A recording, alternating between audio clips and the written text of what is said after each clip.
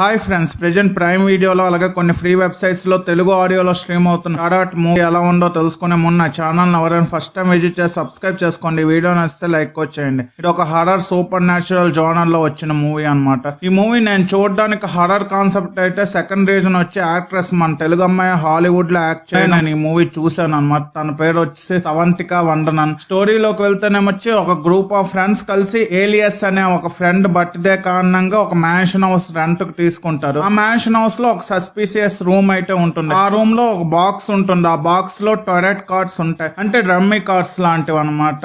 ఆ కార్డ్స్ పైన కొన్ని బొమ్మలు కూడా ఉంటాయి. ఆ బొమ్మలు విచిత్రంగా ఉంటాయి. ఆ కార్డ్స్ చాలా ఓల్డ్ గా కూడా ఉంటాయి. ఆ గ్రూప్ లో కొన్ని కార్డ్స్ ని హేలీ అనే అమ్మాయి ఆ కార్డ్స్ ద్వారా ఫ్రెండ్స్ యొక్క జాతకం చెప్పడానికి చూస్తుంది. ఇవి వచ్చిన బొమ్మను బట్టి వాళ్ళ జాతకాలు చెప్పి తన జాతకం కూడా చూసుకుంటుంది. వాళ్ళు నెక్స్ట్ డే ఆ మ్యాన్షన్ వదిలేసి ఎవరింటికి వాళ్ళు వెళ్ళిపోతారు.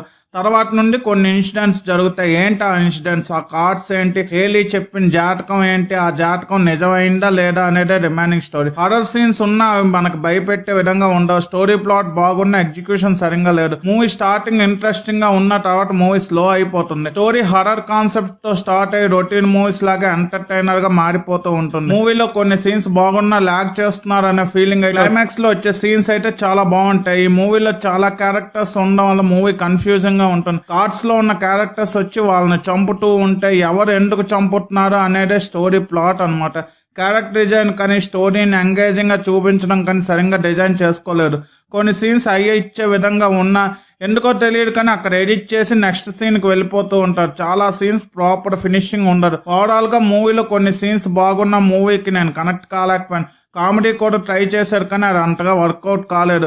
ఓవరాల్ గా ఈ మూవీ ఓటీటీఏ కాబట్టి ఒకసారి ట్రై చేస్తామంటే మీ ఇష్టం, నేనైతే రికమెండ్ చేయను. ఈ మూవీకి నాకైతే ఓకే అనిపించింది. ఈ టారెట్ మూవీకి నేను ఇస్తున్న రేటింగ్ 3/5. ఇలాంటి జెన్యూన్ రివ్యూస్ కోసం నా ఛానల్ సబ్స్క్రైబ్ చేసుకోండి. వీడియో నచ్చితే లైక్ చేయండి. వీడియో మీ friends and family members share చేయండి. Thanks for watching. జై హింద్.